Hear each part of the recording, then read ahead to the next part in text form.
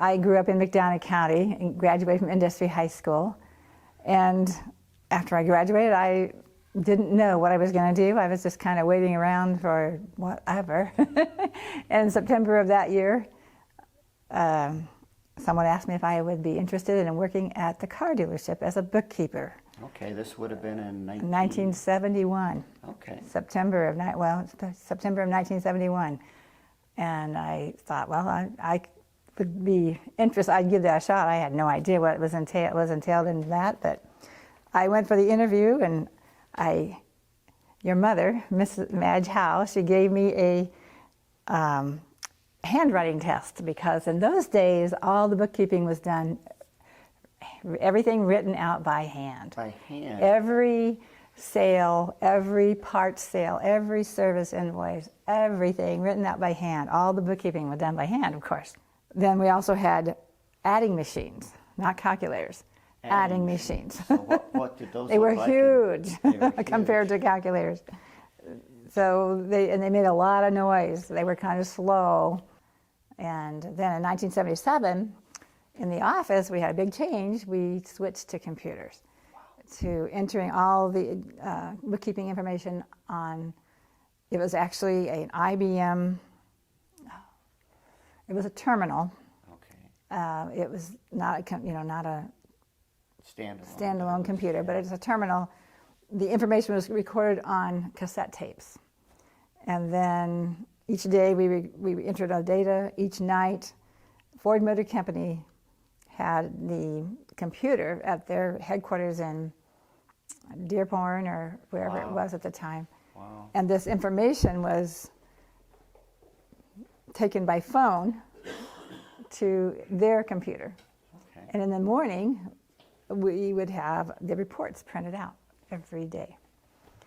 And so it really helped with, the tediousness. It was not near as tedious to enter the information on a keyboard as it was by hand. So then in 1980, there was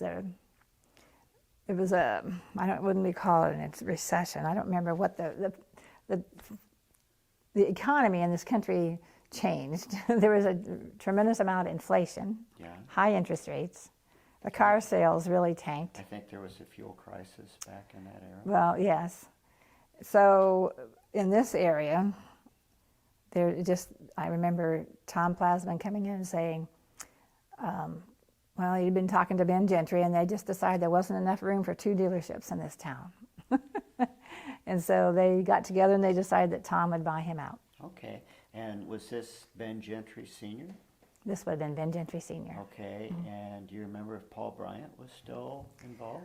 I don't remember. I just remember Tom talking about Ben. So then they bought the Ford dealership.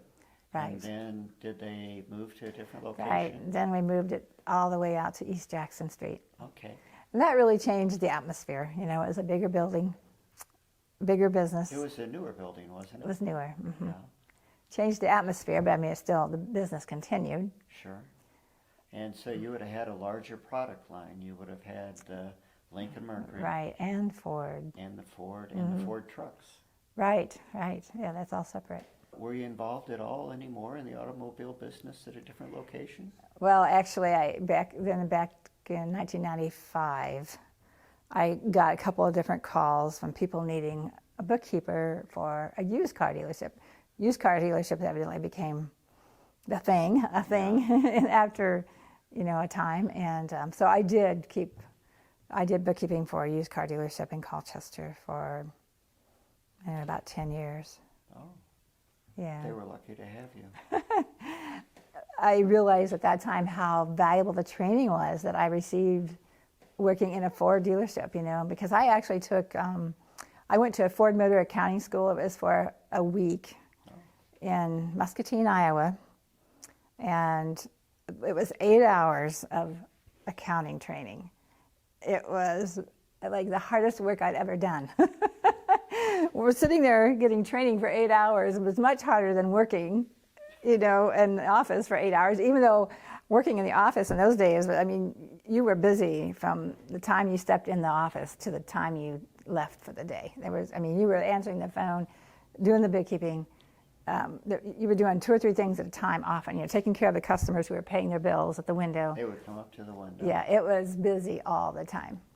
And I liked it. I loved it, actually. I liked that atmosphere of being so fast-paced. It was 8-hour days. Oh, yeah, yeah. Okay.